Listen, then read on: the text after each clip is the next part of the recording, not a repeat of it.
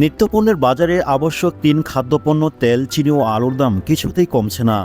আওয়ামী লীগ সরকারের সময় যে চড়া দাম ছিল, ওই সরকারের পতনে প্রায় ২ মাস পরও পণ্য তিনটি আগের সেই চড়া দামে বিক্রি হচ্ছে। এতে মূল্যস্ফীতি বাজারে এসব পণ্য কিনতে হিমশিম খাচ্ছে ভোক্তারা। তারা বলছেন, বাজারে সরকারের করা নজরদারি বৃদ্ধির পাশাপাশি কার্যকর পদক্ষেপ নিতে হবে। ভোক্তাদের নিয়ে কাজ করার সংগঠনগুলোর পক্ষ থেকে বলা হচ্ছে, এসব নিত্যপণ্যের দাম কমাতে সরকারের যথাযথ উদ্যোগ দেখা যাচ্ছে না। ফলে ব্যবসায়ীরা আগের মতো করেই অতি মুনাফা করছেন। গত ২১ আগস্ট বাংলাদেশ প্রতিযোগিতা কমিশনের সঙ্গে বৈঠক করে বৈষম্য বিরোধী ছাত্র আন্দোলনের প্রতিনিধিরা। ওই দিন বৈঠকে উপস্থিত ছিলেন মেঘনা সিটি এবং এসালাম দেশবন্ধু এডিবল অয়েল, টিকে গ্রুপ সহ বেশ কিছু বেসরকারি কোম্পানির প্রতিনিধিরা। একই সঙ্গে উপস্থিত ছিলেন শিল্প মন্ত্রণালয়ের ট্যারিফ কমিশন, ভোক্তা অধিদপ্তর, কৃষি বিপণন অধিদপ্তর, বাংলাদেশ ব্যাংক ও দেশের বিভিন্ন বিশ্ববিদ্যালয়ের শিক্ষার্থীরা। বৈঠকে ঢাকা বিশ্ববিদ্যালয়ের লোক প্রশাসন বিভাগের শিক্ষার্থী মোহাম্মদ বিনিয়ামিন মোল্লা ৭ দিনের সময় বেঁধে দিয়ে বলেছিলেন, সয়াবিন তেলের দাম প্রতি লিটার ১২০ টাকা এবং চিনি প্রতি কেজি ৯০ টাকা ও আলু প্রতি কেজি ২৫ টাকা করতে হবে। বাণিজ্য ও কৃষি মন্ত্রণালয়, বাংলাদেশ ব্যাংক সহ সংশ্লিষ্ট সরকারি প্রতিষ্ঠানগুলোকে এই আলটিমেটাম দেওয়া হয়।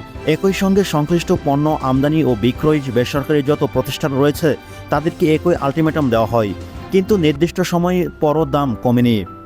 বাজারে এখন সয়াবিন তেল ১৬৭ টাকা লিটার, আর চিনি ১৩০ টাকা কেজি এবং আলু ৬৫ থেকে ৬০ টাকা কেজি ধরেই বিক্রি হচ্ছে। এ ব্যাপারে জানতে চাইলে মোহাম্মদ বিন ইয়ামিন মোল্লা আমাদের গণমাধ্যমকে বলেন, নতুন সরকার আসার প্রায় ২ মাস হলো, কিন্তু আমাদের দেশের মানুষরা প্রধান যে দরকার ছিল দ্রব্যমূল্য কমানোর, এই জায়গা কিন্তু উল্লেখযোগ্য কোনো পরিবর্তন আসেনি। তাহলে মানুষ যে এত জীবন দিল, রক্ত দিল, তাদের প্রত্যাশা পূরণ হলো কিভাবে? কোনো ফল কি তাতে আসছে?